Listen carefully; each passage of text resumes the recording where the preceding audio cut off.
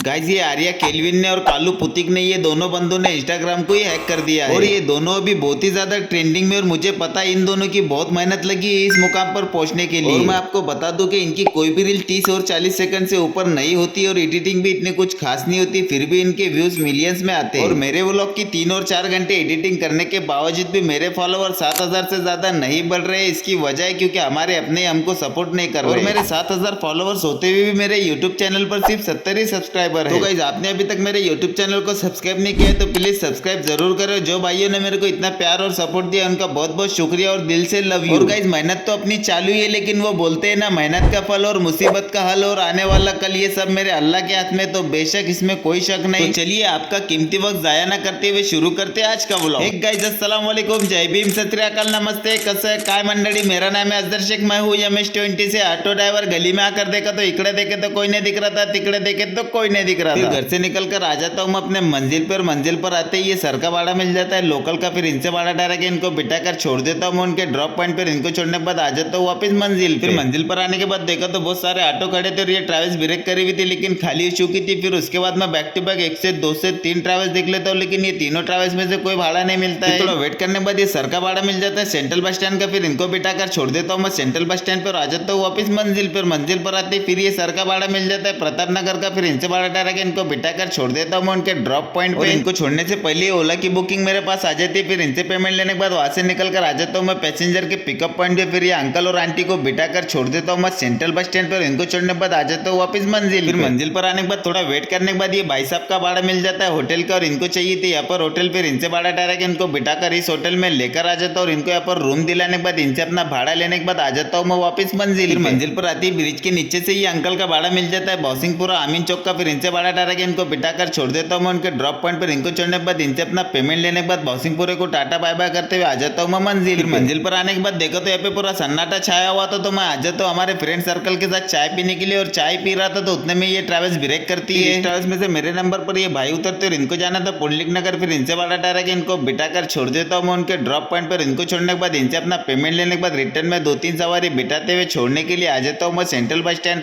पर। सवारी छोड़ने के बाद आ जाता हूँ मैं वापस मंजिल पर। मंजिल पर आने के बाद देखा तो टाइम बहुत हो चुका था और पूरा खाली खाली सा दिख रहा था, तो मैं 3-4 सवारी घर की तरफ की बिठाते हुए छोड़ने के लिए आ जाता हूँ हर्सुल टी पॉइंट पर। सवारी छोड़ने के बाद आ जाता हूँ मैं अपने घर के रास्ते पे। तो आज का व्लॉग करना था यहाँ पर। व्लॉग अच्छा लगा होगा तो प्लीज लाइक कमेंट शेयर जरूर करें, और उसी के साथ साथ मेरे यूट्यूब चैनल को भी सब्सक्राइब करें और साथ में मेरे इंस्टाग्राम पेज को भी फॉलो करें। तो मिलते हैं नेक्स्ट व्लॉग में, तब तक के लिए अल्लाह हाफिज।